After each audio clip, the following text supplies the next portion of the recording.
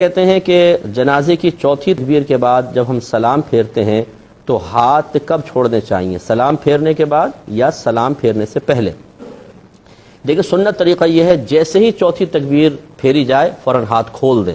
ہاتھ کھولنے کے بعد سلام پھیرے جاتے ہیں اور دونوں ہاتھ کھولیں۔ بعض اوقات آپ دیکھیں گے ایک چھوڑیں گے السلام علیکم ورحمۃ اللہ، پھر السلام علیکم، پھر دوسرا چھوڑیں گے۔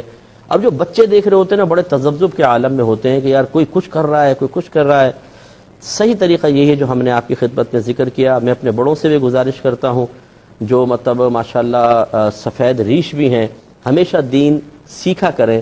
آپ نے سنی سنائی چیزوں سے بعض اوقات چیز کو اپنایا ہوتا ہے، اس میں کوئی لڑائی جھگڑے کی بات نہیں، کوئی میں اپنی بڑائی بیان نہیں کر رہا ہوں، نہ آپ کی حقارت بیان کر رہا مقصود ہے۔ خدا را چیز سیکھنے سے صحیح آتی ہے۔ ایک دفعہ اپنی نماز جنازہ جو کچھ آپ نماز میں پڑھتے ہیں یہ سب کسی کو چیک کروا دیں۔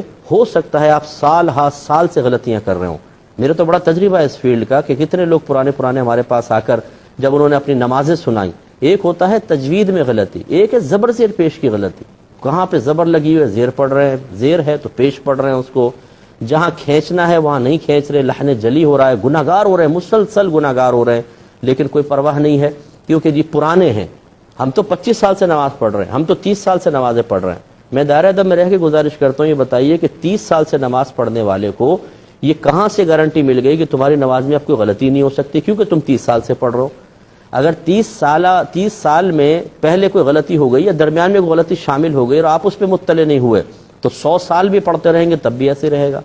میرے آقا صلی اللہ علیہ وسلم نے ارشاد فرمایا، یہ حدیث سنیے غور سے، کہ بندہ 60 برس تک نماز پڑھتا ہے لیکن اس کی کوئی نماز مقبول نہیں ہوتی، اس لیے کہ رکوع صحیح کرتا ہے تو سجدہ غلط کر دیتا ہے اور سجدہ صحیح کرتا ہے تو رکوع غلط کر دیتا ہے۔